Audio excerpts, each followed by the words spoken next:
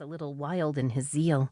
Time to make a wrong right and have another chance at love.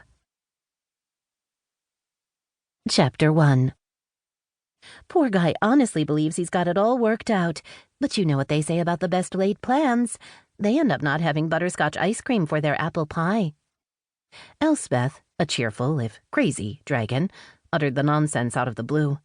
Like, seriously, the woman had appeared out of nowhere and started up a conversation as if they'd been strolling together all along. Babette, Babs, Silver Grace looked around, but sure enough, they were the only two around. What are you talking about? Sometimes talking to Elspeth could pose a challenge. She saw things about people and the future. Those around her, friends and family, learned a while ago that ignoring her wasn't an option. You haven't met him yet, but you will, soon. First, he's got something to do, and so do you. More cryptic nonsense. Having ridden this coaster before, Babette rolled with it. Will I have fun? Don't you always? Elspeth countered.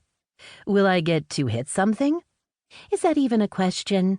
Elspeth had gotten better with her sarcasm. This thing I'm going to do, is it the king sanctioning it?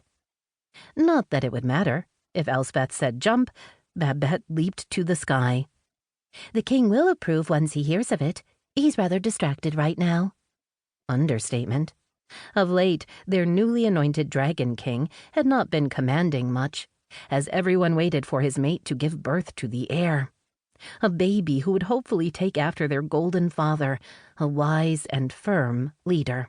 Or would the child be more like its uncle, the first dragon mage in centuries? Speaking of whom, a glance at the field showed Samael sparring with magic against Azrael, one of the 4 horsemen of the apocalypse, and a dragon mage from a time before the ban on magic when their kind ruled.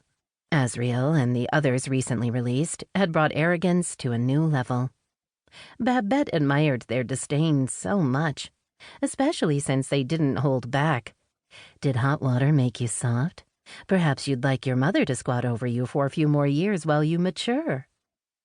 Add in the fact that Azrael had agreed to teach Samael how to use his power, and you were talking pure entertainment. I'll wager 2 of my pumpkin spice Twinkies Azrael flattens him, was Bab's gleeful prediction. She should have known better than to wager against their resident psychic. Elspeth smiled. Sure. Babette grimaced even as she asked, What are you wagering if I win? My firstborn child. And with that, Babette knew she'd lost, because if there was something Elspeth would never give away, it was the baby growing inside her. Anyone who even tried to lay a hand on the child would have to deal with her husband, Luke, the overprotective demon from another dimension. While Babs didn't see him in the vicinity, she had no doubt he was nearby. The man obsessed over the safety of his wife, and with good reason. With Elspeth off the drugs to keep her from seeing, the visions sometimes took her and wrung her out hard, leaving her pale and shaking, sometimes foaming at the mouth. Before Babette got to know Elspeth, she hated her cheerful attitude about everything, until she grasped it was the only way for the woman to handle the shit her mind made her see. Sure enough, Azrael didn't even dodge the fireball Samael tossed. He flicked his hand and scattered it into harmless sparks. Appearing bored, Azrael drawled, Are you ever going to try, or shall we end this now with you dunked in the pond again?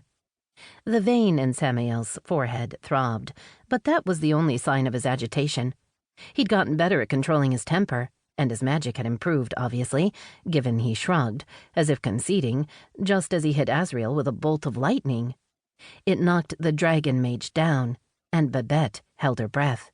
Would the older mage kill Samael? Azrael popped up and grinned. Much better. Again. Samael nodded, and they went back to the insults and magic. Elspeth placed her hand on Babette's arm. You have a visitor. The announcement caused Babette's heart to race, because there was only one person she ever wanted to see these days. Where? The usual spot.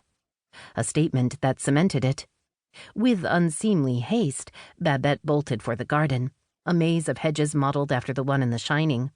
The twists and turns to reach the bower took too long, even as she didn't hesitate once in her path. She emerged not quite panting, but definitely looking